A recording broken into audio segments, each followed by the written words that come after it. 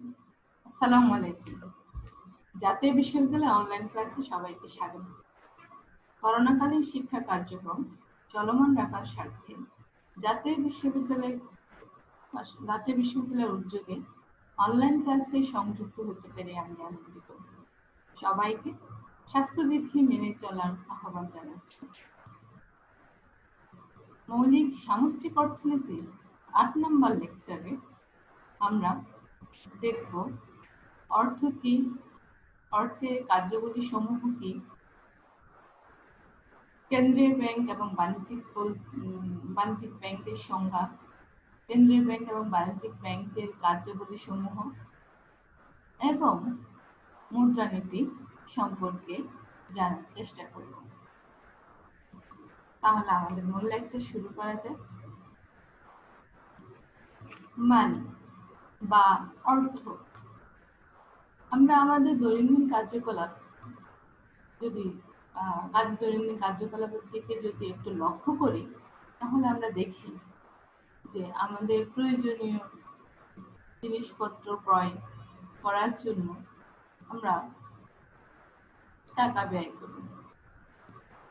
যেমন কোনো ব্যক্তি যখন তার প্রয়োজনীয় দ্রব্য ক্রয় করার জন্য একটি মুদি দোকানে গিয়ে ওই প্রয়োজনীয় দ্রব্য ক্রয় বাবদ কিছু কাগজি মুদ্রা দেয়, কাগজি নোট দেয়, তাহলে ওই দোকানদার কোনো ধরনের আপত্তি ছাড়াই এই কাগজি নোটগুলোকে গ্রহণ করে।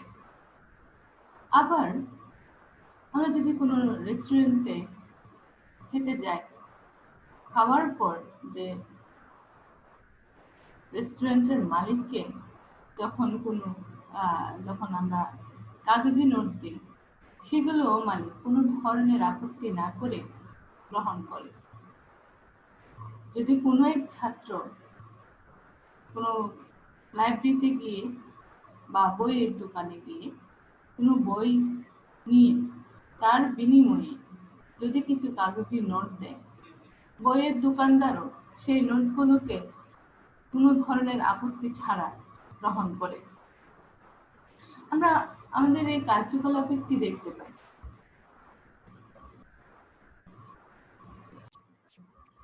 এখানে আমরা দেখতে পাচ্ছি অর্থ বিনিময়ের মাধ্যম হিসেবে কাজ করছে। আবার অর্থ গ্রহণের জন্য কারো কোনো আপত্তি না, তো সবাই বিনা দ্বিধায় অর্থকে গ্রহণ করছে। সুতরাং অর্থকে আমরা বলতে পারি যে অর্থ যে কোনো বস্তু যা বিনিময়ের মাধ্যম হিসেবে সকলের নিকট গ্রহণযোগ্য। বিভিন্ন অর্থনীতিবিদ বিভিন্নভাবে অর্থকে সংজ্ঞায়িত করেছেন। জার্মান অর্থনীতিবিদ ন্যাপের মতে রাষ্ট্র কর্তৃক ঘোষিত ও আইন দ্বারা স্বীকৃত বস্তুই হল অর্থ। অর্থনীতির জনক অ্যাডাম স্মিথের মতে অর্থ হচ্ছে একটি প্রতীক বা টোকেন, যা ক্রয়কৃত জিনিসের বিনিময়ের মাধ্যম হিসেবে ব্যবহৃত হয়।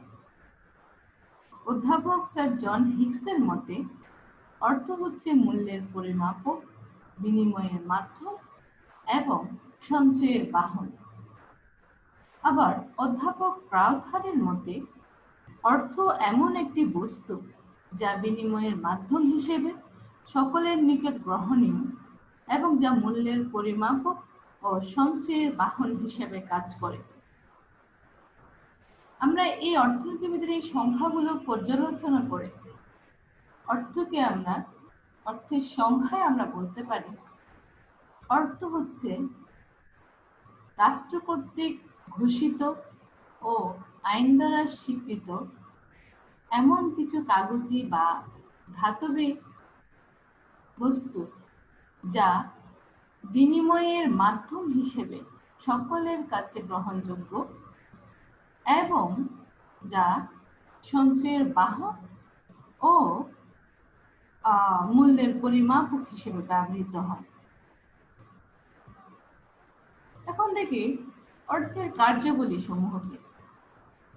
আমরা যদি আমাদের এই সংখ্যার দিকে তাকাই তাহলে দেখি যে অর্থ বিনিময়ের মাধ্যম হিসেবে কাজ করে, অর্থ আবার মূল্যের পরিমাপক হিসেবে কাজ করে, অর্থ আবার সঞ্চয়ের বাহন হিসেবে কাজ করে। সুতরাং আমরা অর্থের কার্যাবলীকে প্রধানত তিনটি কার্যাবলীর কথা উল্লেখ করি।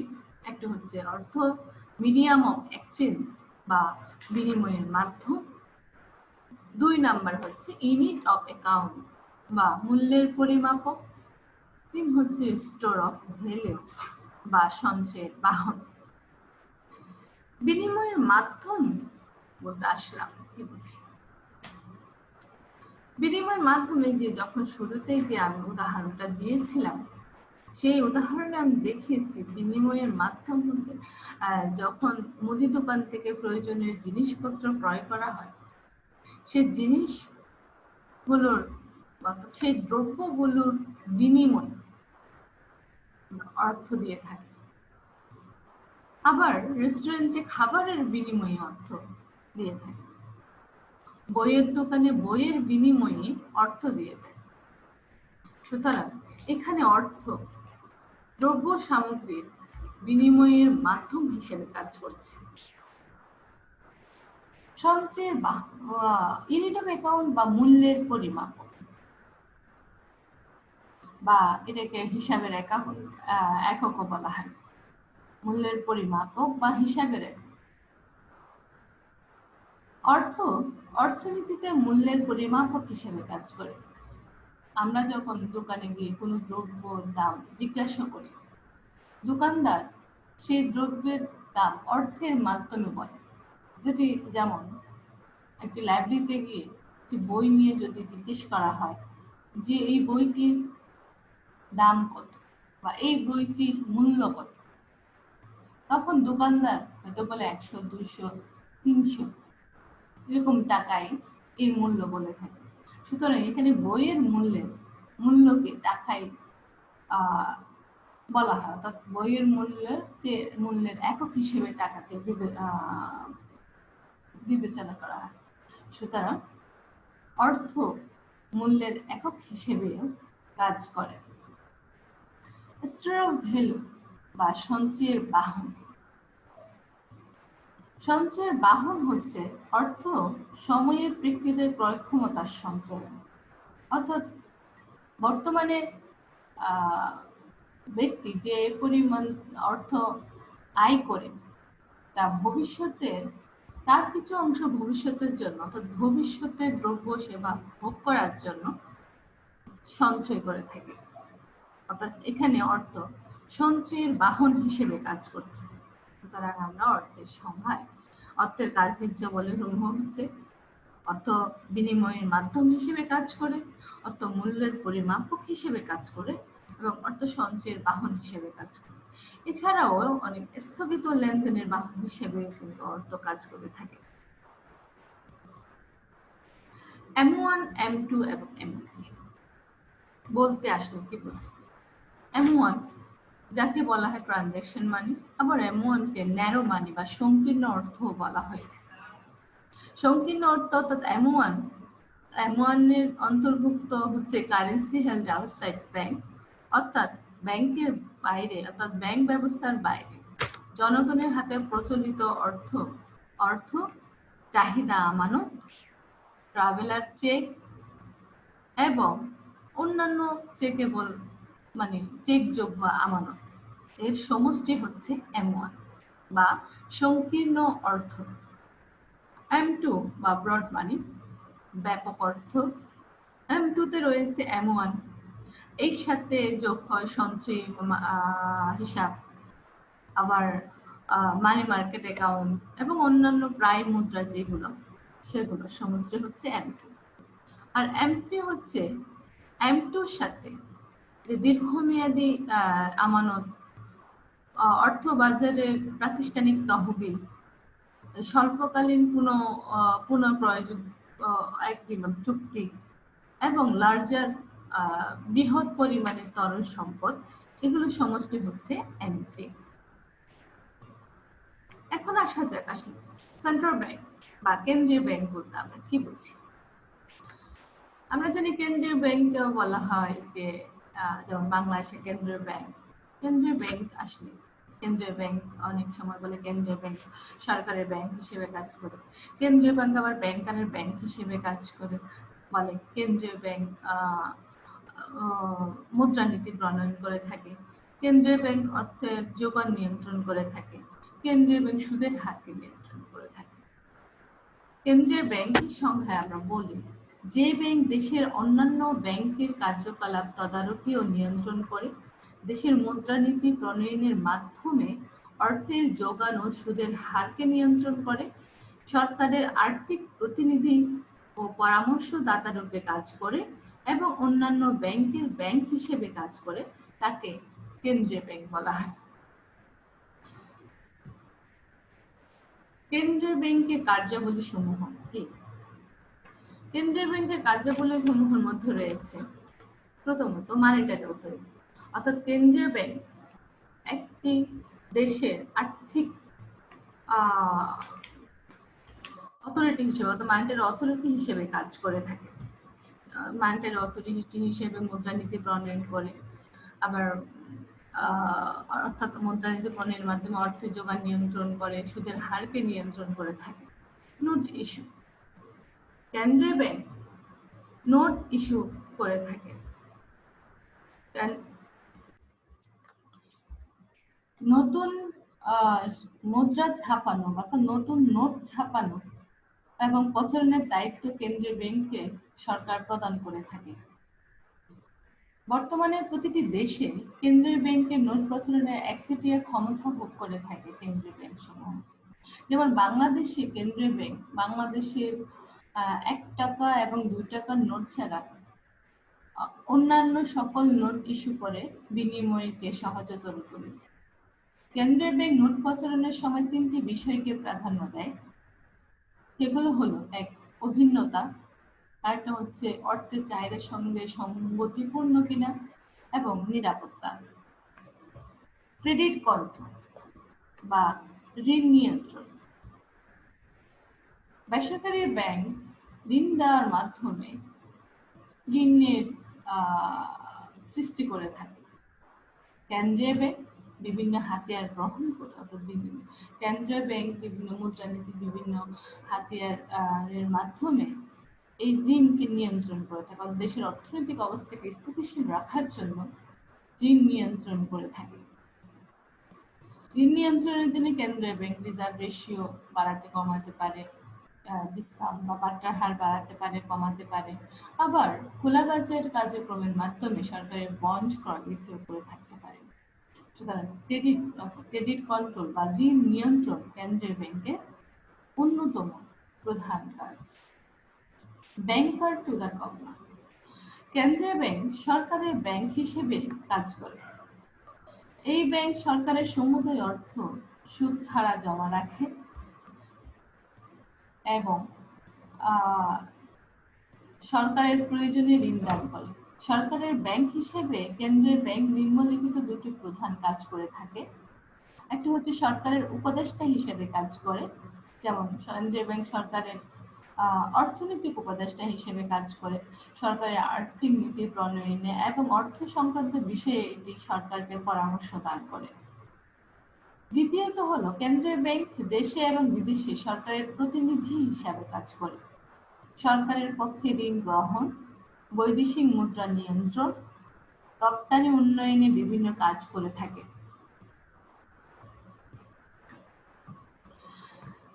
Supervising and regulating banking institution, অর্থাৎ অর্থনীতিতে বিদ্যমান সকল ব্যাংকিং প্রতিষ্ঠানকে, শুধুমাত্র ব্যাংকিং প্রতিষ্ঠান না, আসলে সকল আর্থিক প্রতিষ্ঠান, ব্যাংক এবং ব্যাংক বহির্ভূত যেসব আর্থিক প্রতিষ্ঠান আছে সেগুলোকে নিয়ন্ত্রণ করে থাকে কেন্দ্রীয় bank. Banker to commercial bank, অর্থাৎ বাণিজ্যিক ব্যাংকের ব্যাংক হিসেবেও কেন্দ্রীয় ব্যাংক কাজ করে। কেন্দ্রীয় ব্যাংকের ভিন্ন ক্ষমতার ভিত্তিতে অন্যান্য ব্যাংকের ব্যাংকার হিসেবে কাজ করে থাকে। যেটা বাণিজ্যিক ব্যাংকের নগদ রিজার্ভ সংরক্ষণ করে থাকে, অন্যান্য ব্যাংকের ঋণদানের শেষ আশ্রয় হিসেবে, যেটাকে বলা হয় lender's last resort, lender's of the last resort হিসেবে কাজ করে। আরেকটা হচ্ছে নিকাশ ঘর হিসেবে কাজ করে। অর্থাৎ কেন্দ্রীয় ব্যাংক কমার্শিয়াল ব্যাংকের যে দুটো, একটা ক্লিয়ারিং হাউস বা নিকাশ ঘর হিসেবে কাজ করে, ল্যান্ডার অফ লাস্ট রিসোর্ট বা আপনার ঋণের শেষ আশ্রয়স্থল হিসেবেও কেন্দ্রীয় ব্যাংক কাজ করে। ল্যান্ডার অ্যাসেট বাণিজ্যিক ব্যাংকগুলো যখন কোথাও ঋণ পায় না, তখন কেন্দ্রীয় ব্যাংকের অনুমোদিত আমানত বা বিনিময় বিল পুনর্বার্তাকরণের মাধ্যমে ঋণ গ্রহণ করে থাকে বাণিজ্যিক ব্যাংক সমূহ। আর ক্লিয়ারিং হাউস বা নিকাশ ঘর বলতে যেটা বোঝায় যে দৈনন্দিন চেক, ড্রাফট ইত্যাদি লেনদেনের মাধ্যমে বিভিন্ন বাণিজ্যিক ব্যাংকের মধ্যে পরস্পর যে দেনা পাওনা সৃষ্টি হয় তা কেন্দ্রীয় ব্যাংকের মাধ্যমে নিষ্পত্তি করা হয়ে থাকে। এক্ষেত্রে কেন্দ্রীয় ব্যাংক বাণিজ্যিক ব্যাংকসমূহের ক্লিয়ারিং হাউস বা নিকাশ ঘর হিসেবে কাজ করে। কমার্শিয়াল ব্যাংক বা বাণিজ্যিক ব্যাংক। কমার্শিয়াল ব্যাংক হচ্ছে যে সকল ব্যাংক আমানত গ্রহণ করে থাকে এবং ঋণ অর্থনীতিতে বিভিন্ন ফার্ম এবং হাউস হোল্ড সমূহে ঋণ দিয়ে থাকে, সেগুলোকে বলা হয় বাণিজ্যিক ব্যাংক। বাণিজ্যিক ব্যাংক বিভিন্ন ধরনের হয়ে থাকে। বাংলাদেশে প্রধানত বাণিজ্যিক ব্যাংকের প্রধানত দুটি ভাগে বিভক্ত করা হয়। একটা হচ্ছে শিডিউল ব্যাংক আর একটা হচ্ছে নন শিডিউল ব্যাংক। শিডিউল ব্যাংকগুলো হচ্ছে বাংলাদেশ ব্যাংক অধ্যাদেশ 1972 এবং ব্যাংক কোম্পানি আইন 1991 এর অধীনে পরিচালিত ও নিয়ন্ত্রিত ব্যাংকগুলোকে বলা হয় শিডিউল ব্যাংক। শিডিউল ব্যাংক আবার বিভিন্ন ভাগে ভাগ করা হয়। তার মধ্যে একটা হচ্ছে স্টেট ওন কমার্শিয়াল ব্যাংক অর্থাৎ রাষ্ট্রায়ত্ত ব্যাংক, আর একটা হচ্ছে স্পেশালাইজড ব্যাংক বা বিশেষায়িত ব্যাংক, কিছু হচ্ছে প্রাইভেট কমার্শিয়াল ব্যাংক বা বেসরকারি বাণিজ্যিক ব্যাংক, কিছু রয়েছে ফরেন কমার্শিয়াল ব্যাংক বা বৈদেশিক বাণিজ্যিক ব্যাংক। বেসরকারি বাণিজ্যিক ব্যাংককে আবার দুভাগে বিভক্ত করা হয়। এটা হচ্ছে কনভেনশনাল বেসরকারি বাণিজ্যিক ব্যাংক, আর একটা হচ্ছে ইসলামী শরিয়া ভিত্তিক বেসরকারি বাণিজ্যিক ব্যাংক। এখন স্টেট ওন কমার্শিয়াল ব্যাংক সমূহকে, যে সকল ব্যাংকের শেয়ারের মালিকানা পুরোটা বা অধিকাংশ মালিকানা সরকারের, তা সরকারি নিয়ন্ত্রণ করে থাকে, সেগুলোকে বলা হয় রাষ্ট্রায়ত্ত ব্যাংক। বাংলাদেশে মোট 6টি রাষ্ট্রায়ত্ত ব্যাংক রয়েছে। তার মধ্যে সোনালী ব্যাংক, জনতা ব্যাংক, লোকাল ব্যাংক ইত্যাদি। স্পেশালাইজড ব্যাংক বা বিশেষায়িত ব্যাংক, যে সকল ব্যাংক কোনো বিশেষ উদ্দেশ্যে প্রতিষ্ঠিত এবং পরিচালিত হয়, সে সকল ব্যাংককে বিশেষায়িত ব্যাংক বলে। যেমন কৃষি ব্যাংক, কৃষি উন্নয়নের উদ্দেশ্যে স্থাপিত। আবার শিল্প ব্যাংক, এগুলো হচ্ছে বিশেষায়িত ব্যাংক। এইসব ব্যাংকের মালিকানাও সরকারের পুরোপুরি অথবা বেশিরভাগ মূলধনের মালিকানা সরকারের অথবা পুরোটাই সরকারি ভাবে পরিচালিত হয়। আরেকটা হচ্ছে বেসরকারি বাণিজ্যিক ব্যাংক, যে সকল ব্যাংক পুরোপুরি বা বেশিরভাগ মূলধনের মালিক ব্যক্তি বা ব্যক্তিগত প্রতিষ্ঠান, সেগুলিকে বেসরকারি বাণিজ্যিক ব্যাংক বলা হয়। বাংলাদেশে বর্তমানে মোট 42টি বেসরকারি বাণিজ্যিক ব্যাংক রয়েছে। বেসরকারি বাণিজ্যিক ব্যাংকগুলোকে আবার দুটি ভাগে বিভক্ত করা হয়। কিছু হচ্ছে কনভেনশনাল বেসরকারি বাণিজ্যিক ব্যাংক, আর একটা হচ্ছে ইসলামী শরিয়া ভিত্তিক বাণিজ্যিক ব্যাংক। কনভেনশনাল বেসরকারি বাণিজ্যিক ব্যাংক হলো যেসব ব্যাংক সুদ ভিত্তিক ভাবে পরিচালিত হয়, সুদের মানে যেটা সুদ ভিত্তিকে বলা যায় পরিচালিত হয়, সেগুলোকে বলা হয় কনভেনশনাল বেসরকারি বাণিজ্যিক ব্যাংক। ইসলামী শরিয়া ভিত্তিক বাণিজ্যিক ব্যাংক হলো যে সকল ব্যাংক ইসলামের শরিয়ার ভিত্তিতে পরিচালিত হয়, সেগুলোকে শরিয়া ভিত্তিক বাণিজ্যিক ব্যাংক বলে। বাংলাদেশে মোট কনভেনশনাল বাণিজ্যিক ব্যাংক হচ্ছে 34টি এবং শরিয়া ভিত্তিক বাণিজ্যিক ব্যাংক হচ্ছে 4টি। ফরেন কমার্শিয়াল ব্যাংক, যে সকল ব্যাংকের মালিকানা অর্থাৎ যে সকল ব্যাংকের মালিকানা বিদেশি নাগরিক, অর্থাৎ বিদেশিদের মালিকানায় যে সকল ব্যাংক বাংলাদেশে বিদ্যমান, সেগুলোকে বলা হয় বৈদেশিক বাণিজ্যিক ব্যাংক। বর্তমানে বাংলাদেশে 9টি বৈদেশিক বাণিজ্যিক ব্যাংক রয়েছে। বাণিজ্যিক ব্যাংক সমূহের কার্যাবলী, অর্থাৎ বাণিজ্যিক ব্যাংক কি কি কাজ করে থাকে। বাণিজ্যিক ব্যাংক সমূহের কার্যাবলীকে প্রধানত দুটি ভাগে বিভক্ত করা হয়। একটি হচ্ছে প্রাথমিক কার্যাবলী, আরেকটা হচ্ছে মাধ্যমিক কার্যাবলী। প্রাথমিক কার্যাবলীগুলোর মধ্যে রয়েছে রিসিভিং ডিপোজিট বা আমানত গ্রহণ, অ্যাডভান্সিং লোন বা ঋণ প্রদান। আমানত গ্রহণ। আর সেকেন্ডারি যেগুলো কার্যাবলী, মাধ্যমিক কার্যাবলীগুলোর মধ্যে রয়েছে এজেন্সি সার্ভিস বা প্রতিনিধি সেবা, আর তো general utility service, transfer of funds, আর একটা হচ্ছে ক্রেডিট ক্রিয়েশন বা মূলধন সৃষ্টি। প্রাইমারি অর্থাৎ রিসিভিং ডিপোজিট। কমার্শিয়াল ব্যাংক সমূহ জনসাধারণের নিকট থেকে আমানত সংগ্রহ করে থাকে, অর্থাৎ কোন দেশের জনগণ তার আয়ের উদ্বৃত্ত অংশ ব্যাংকে আমানত হিসেবে জমা রাখে। আর এই আমানত হচ্ছে বাণিজ্যিক ব্যাংকের অন্যতম প্রধান কাজ। বাণিজ্যিক ব্যাংক জনগণের নিকট থেকে তাদের সঞ্চিত অর্থ আমানত হিসেবে গ্রহণ করে থাকে। এই ধরনের ব্যাংক সাধারণত 3 ধরনের আমানত গ্রহণ করে থাকে। হচ্ছে চলতি আমানত, আরেকটা হচ্ছে সঞ্চয়ী আমানত, আরেকটা হচ্ছে স্থায়ী আমানত। অ্যাডভান্সিং লোন বা ঋণ প্রদান করা। ব্যাংকের দ্বিতীয় প্রধান কাজ হলো ঋণ প্রদান করা। জনসাধারণ যে অর্থ ব্যাংকে আমানত হিসেবে জমা রাখে তার সবটাই ব্যাংক কখনো নগদ হিসেবে হাতে রাখে না। ব্যাংক মোট আমানতের একটি নির্দিষ্ট অংশ হাতে রেখে অপর অংশ ব্যবসায়ী, শিল্পপতি ইত্যাদি বিভিন্ন শ্রেণীর ব্যক্তিদের ব্যক্তিগত জামানতের বিপরীতে ঋণ প্রদান করে এবং তাদের নিকট থেকে নির্দিষ্ট হারে সুদ আদায় করে থাকে। বাণিজ্যিক ব্যাংক সাধারণভাবে যে ধরনের ঋণ দিয়ে থাকে তা হচ্ছে অবলেখন সুবিধা, নগদ ঋণ, হুন্ডি বাট্টাকরণ, তাৎক্ষণিক নগদ ঋণ, মেয়াদি ঋণ, ভোক্তা ঋণ ইত্যাদি ঋণ প্রদান করে থাকে।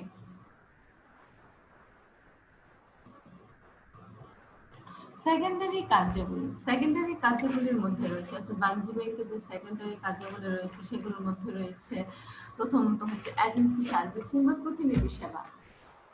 বাণিজ্যিক ব্যাংক সমূহ তাদের গ্রাহকদের পক্ষ থেকে প্রতিনিধি হিসেবে কাজ করে থাকে। বাণিজ্যিক ব্যাংক সমূহ বিভিন্ন ধরনের প্রতিনিধি সেবা প্রদান করে, যেগুলোর মধ্যে কয়েকটি হলো collection and payment of rent, interest and dividend. অর্থাৎ বাণিজ্যিক ব্যাংক তার গ্রাহকদের প্রতিনিধি হিসেবে খাজনা সংগ্রহ করে, সুদ সংগ্রহ করে অথবা সুদ প্রদান করে, ডিভিডেন্ড সংগ্রহ করে বা ডিভিডেন্ড প্রদান করে থাকে।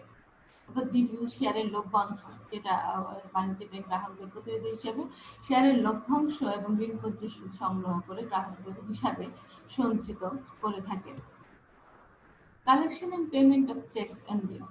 বিভিন্ন ধরনের চেক এবং বিল সংগ্রহ করে থাকে। বাইং এন্ড সেলিং সিকিউরিটিজ, অর্থাৎ সরকারি সিকিউরিটিজ গুলো ক্রয় এবং বিক্রয় করে থাকে। Payment of insurance premium and subscription, অর্থাৎ ইন্স্যুরেন্স প্রিমিয়াম প্রদান করে থাকে। তারপরে হচ্ছে জেনারেল সুবিধা, যেটাকে বলা হয় সাধারণ পরিষেবা। সাধারণ পরিষেবাগুলোর মধ্যে সাধারণ পরিষেবা, প্রতিনিধি সেবার অতিরিক্ত আধুনিক বাণিজ্যিক জনগণের জন্য আরো কিছু সেবা প্রদান করে থাকে, সেগুলোকে বলা হয় সাধারণ পরিষেবা। সাধারণ পরিষেবাগুলোর মধ্যে রয়েছে safekeeper of valuables, documents, etc. in locker or vault. বাণিজ্যিক ব্যাংকসমূহ তার গ্রাহকদের জন্য লকার সুবিধা দিয়ে থাকে, অর্থাৎ গ্রাহকদের বিভিন্ন মূল্যবান জিনিসপত্র, দলিলাদি, জুয়েলারি ইত্যাদি ভোল্টে জমা রাখে। দ্বিতীয়ত, এটিএম কার্ড ইস্যু করে গ্রাহকদের সুবিধার্থে, ক্রেডিট কার্ড ইউজ করে, আবার ডেবিট কার্ডও ইস্যু করে থাকে, অর্থাৎ এটিএম কার্ড, ক্রেডিট কার্ড এবং ডেবিট কার্ড সুবিধা দিয়ে থাকে। 3. Issues of demand draft, pay orders and traveller cheque, অর্থাৎ ডিমান্ড ড্রাফট, পে অর্ডার এবং ট্রাভেলার চেক ইস্যু করে থাকে বাণিজ্যিক ব্যাংক সমূহ, এবং এটা হচ্ছে সাধারণ পরিষেবার একটা অংশ। ইন্টারনেট এন্ড মোবাইল ব্যাংকিং, বাণিজ্যিক ব্যাংক গ্রাহকদেরকে বিভিন্ন ধরনের ইন্টারনেট এবং মোবাইল ব্যাংকিং সেবা দিয়ে থাকে। Sale of applications, forms and competitive exam, বিভিন্ন প্রতিযোগিতামূলক পরীক্ষার যে ফর্ম, অনেক সময় দেখা যায় বিভিন্ন ধরনের প্রতিযোগিতামূলক পরীক্ষার ফর্ম বিক্রয় করে থাকে বা প্রতিযোগিতা ফি সংগ্রহ করে থাকে। ট্রান্সফার অফ ফান্ডস, বাণিজ্যিক ব্যাংক তহবিল স্থানান্তর করে, অর্থাৎ গ্রাহকদের তহবিল স্থানান্তর করে থাকে। এই ক্ষেত্রে ক্রেডিট ক্রিয়েশন, বাণিজ্যিক ব্যাংক অর্থনীতিতে ঋণ সৃষ্টি করতে পারে। কিভাবে বাণিজ্যিক ব্যাংক অর্থনীতিতে ঋণ সৃষ্টি করে তা আমরা দেখি, অর্থাৎ বাণিজ্যিক ব্যাংকে ঋণ সৃষ্টির প্রক্রিয়াটা কি।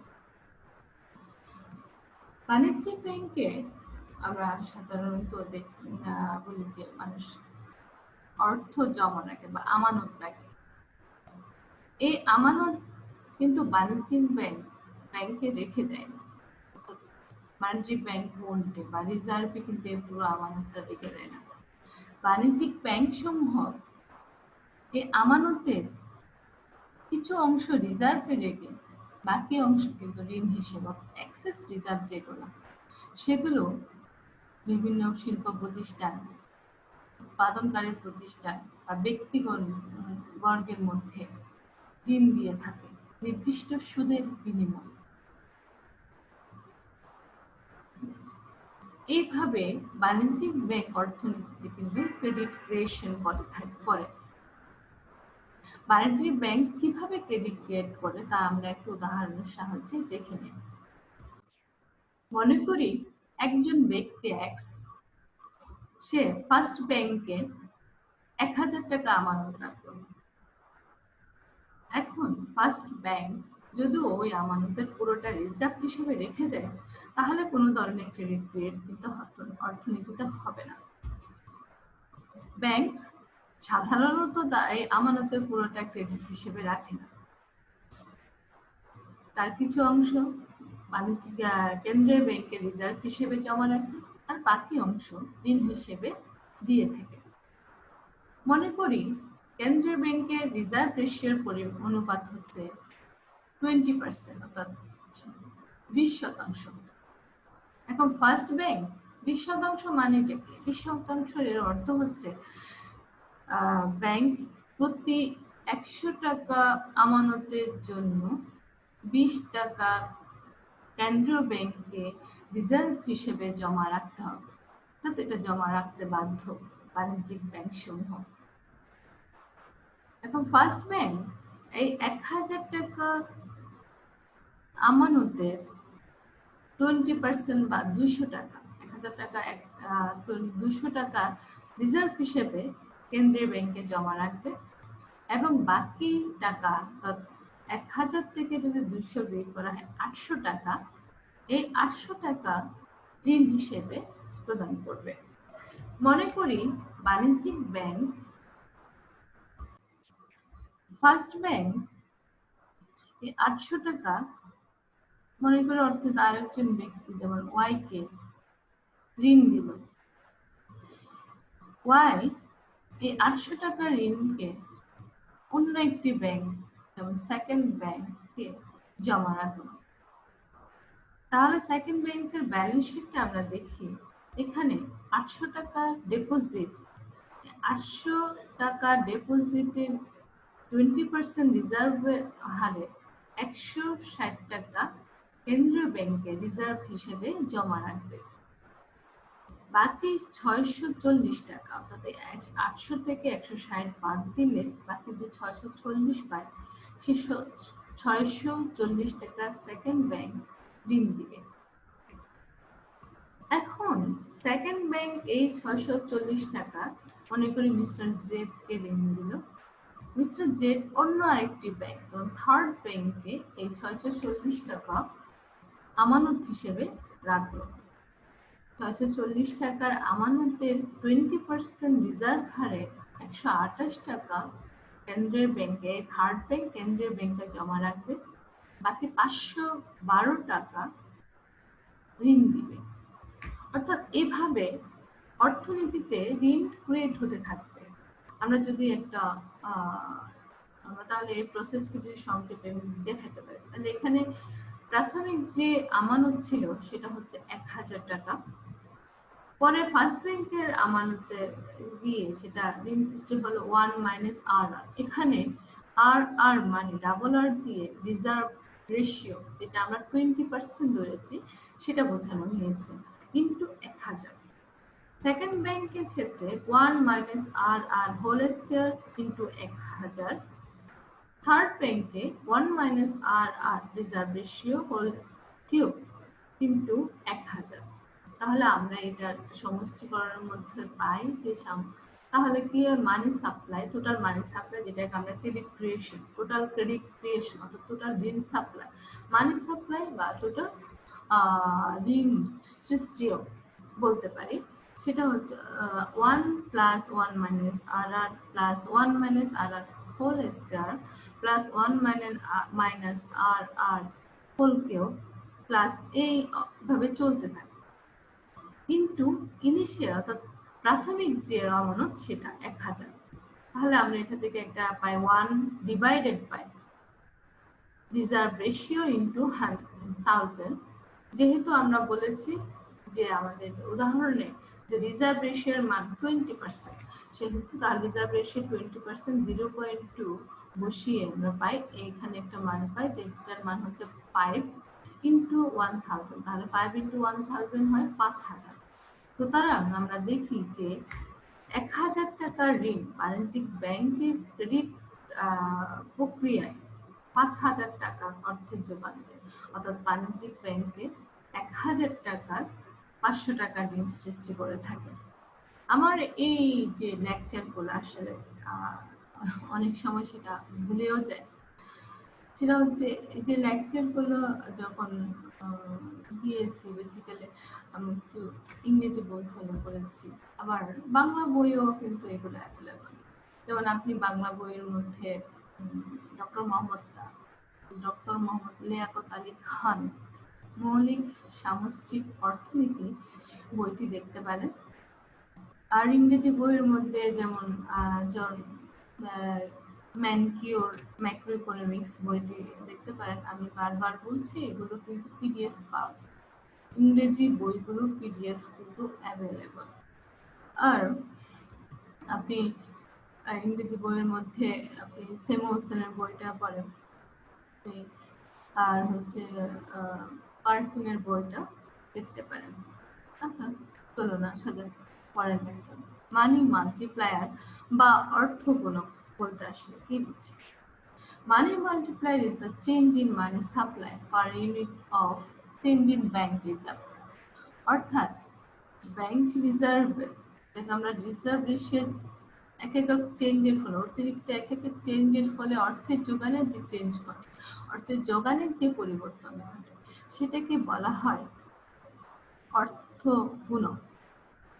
গাণিতিক ভাবে আমরা অর্থগুণককে কে এর মাধ্যমে প্রকাশ করতে পারি, যেমন k equal to 1 divided by record reserve ratio, অর্থাৎ 1 ডিভাইডেড বাই প্রয়োজনীয় আয় অনুপাত। অর্থাৎ এককে প্রয়োজনীয় আয় অনুপাত দিয়ে ভাগ করলে আমরা মানি মাল্টিপ্লায়ারের একটা মান পাবো।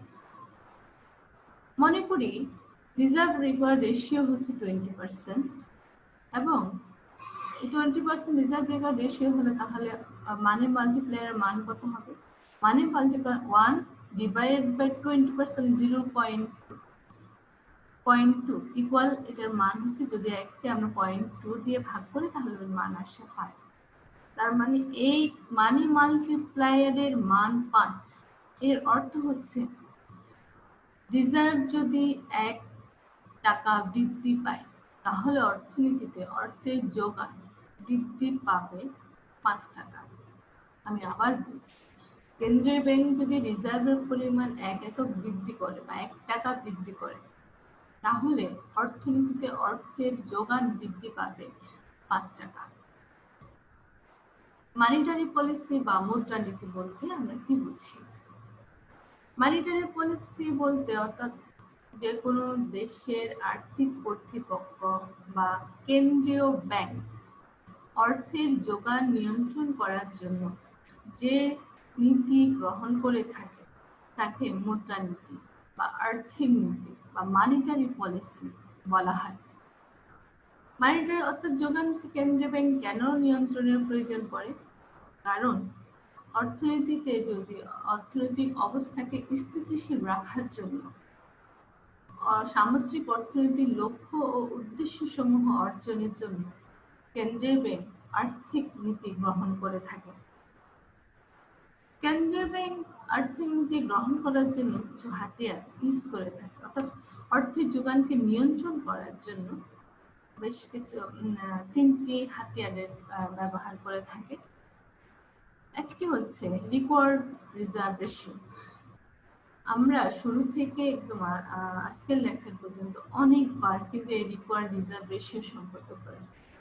আমি যখন প্রথম লেকচারটা দিয়েছিলাম সেখানে কিন্তু আর্থিক নীতি সম্পর্কে বলেছি, ওখানে আর্থিক নীতি সম্পর্কে হয়তো কিছুটা ব্যাখ্যা আছে। সে কারণে আমি কিন্তু এখানে আর্থিক নীতিটাকে একটু সংক্ষেপিত করে ফেলেছি। আমি মনে হয় যে চিত্রের সাহায্যে কিন্তু বিভিন্নভাবে আর্থিক নীতি ব্যাখ্যা করা হয়েছে। যেমন যখন মুদ্রাস্ফীতি পড়িয়েছিলাম তখন কিন্তু আমি সংকোচনমূলক মুদ্রানীতি সম্পর্কে পড়িয়েছিলাম। একটু সেই লেকচারটা যদি আপনারা দেখেন তাহলে আমার ভালো হয়। আর প্রথম লেকচার যেটা 1 নাম্বার যে লেকচারটা সেটা কিন্তু সেখানে কিন্তু মনিটারি পলিসি সম্পর্কে কিছুটা ধারণা আছে। এখন আসি required reserve ratio. Required reserve ratio বা প্রয়োজনীয় আয় অনুপাত হচ্ছে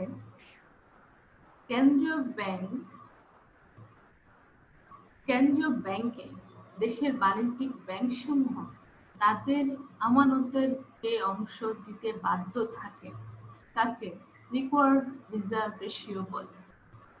অর্থাৎ কেন্দ্রীয় ব্যাংক বিভিন্ন আমানতের উপর একটা পার্সেন্টেজ রিজার্ভ ধারণ করে বা নির্ধারণ করে দেয়, এবং সেই পার্সেন্টেজটা বাণিজ্যিক ব্যাংক সমূহ কেন্দ্রীয় ব্যাংকে জমা দিতে হয়। যেমন আমরা এর আগের যে ইয়াতে দেখলাম যে রিজার্ভ রিকোয়ার্ড রেশিও হচ্ছে 20%, আর 20% রিজার্ভ রিকোয়ার্ড রেশিও হওয়া মানে হচ্ছে প্রতি 100 টাকা আমানতের বিপরীতে বাণিজ্যিক ব্যাংক সমূহ কেন্দ্রীয় ব্যাংকে 20 টাকা রিজার্ভ হিসেবে রাখতে বাধ্য। আর এই রিজার্ভ রিকোয়ার্ড রেশিওর মাধ্যমে রিকোয়ার্ড রেশিও পরিবর্তনের মাধ্যমে কেন্দ্রীয় ব্যাংক অর্থের যোগানকে বাড়াতেও পারে কমাতেও পারে। যদি কেন্দ্রীয় ব্যাংক অর্থের যোগান বাড়াইতে চান তাহলে রিজার্ভ রিকোয়ার্ড রেশিও কমিয়ে দেয়।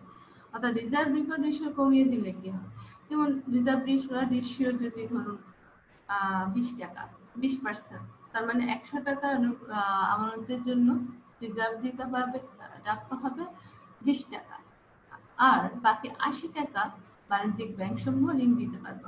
অর্থনীতিতে এটা টাকার পরিমাণটা থাকবে, কারণ অর্থনীতি ধরুন অর্থের যোগান হচ্ছে 100 টাকা 80 টাকা।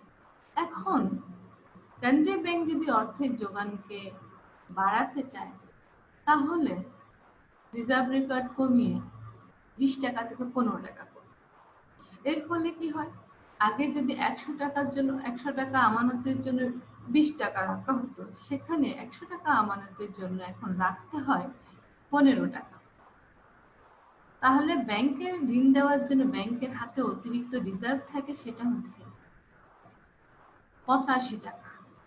আগে কিন্তু ছিল 80 টাকা, এখন তাহলে 85 টাকা কেন হলো? সেটা রিকোয়ার্ড রিজার্ভ রেশিও কমানোর কারণে। সুতরাং এখন কেন্দ্রীয় বাণিজ্যিক ব্যাংক আগের চেয়ে বেশি ঋণ দিতে পারবে, অর্থনীতিতে অর্থের যোগান আগের চেয়ে বেশি বৃদ্ধি পাবে। 2 নম্বর হাতিয়ার হচ্ছে ডিসকাউন্ট রেট বা বাট্টার হার।